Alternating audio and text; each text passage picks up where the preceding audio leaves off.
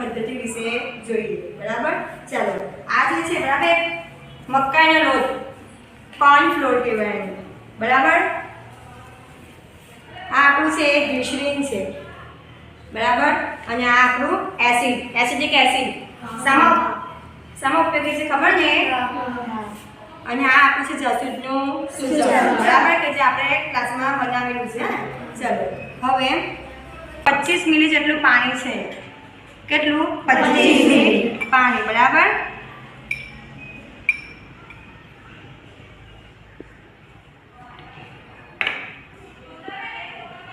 એમાં 2.5 મિલી જેટલું શું લેવાનું છે આપણે? ગ્લિસરીન. બરાબર, એડ કરવાનું છે ને ગ્લિસરીન. ત્યાર પછી 1.25 મિલી જેટલું એસિડ વિનેગરમાં યુઝ થઈ શકે. બરાબર, આ આપણો કોર્નફ્લોર. બરાબર, એનું પ્રમાણ 2.5 ગ્રામ જેટલું છે. 2.5 ગ્રામ જેટલો કોર્નફ્લોર લીધેલો છે. બરાબર,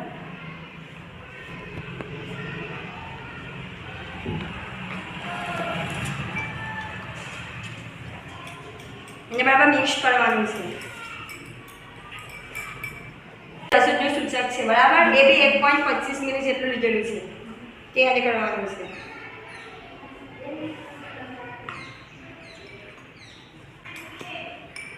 ચાલો આ એક મિશ્રણ તૈયાર થઈ ગયું.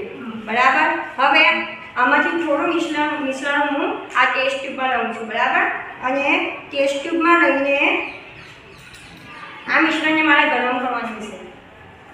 આ મિશ્રણ સ્લરી ટાઈપ એટલે કે પારદર્શકથી સહેજ ઘટતું થાય ને ત્યાં સુધી ગરમ કરવાનું છે.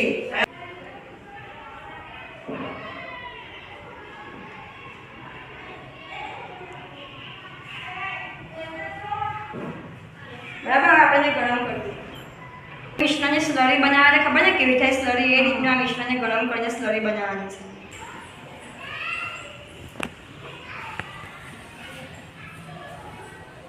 ચલો હવે હું થોડામાં બીજ નાખીશ. બરાબર, કેમ બીજ નાખીશ? અહીંયા કે જ્યારે આ આપણું બાયોડિગ્રેડેબલ પ્લાસ્ટિક જે છે બરાબર એ જમીનમાં દાખલ થશે ત્યારે એ જમીનનું પ્રદૂષણ કર્યા વગર એમાં જે બીજ રહેલા છે બીજ ઉગી નીકળશે. બરાબર, એટલે આપણા પર્યાવરણને નુકસાન થશે નહીં.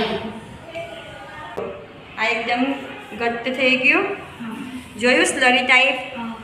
બરાબર, સ્લરી ટાઈપનું મિશ્રણ છે ને ઓવનમાં ગરમ કરવાનું છે. ત્યાર પછી આપણું પ્લાસ્ટિક શું થશે? રેડી થશે.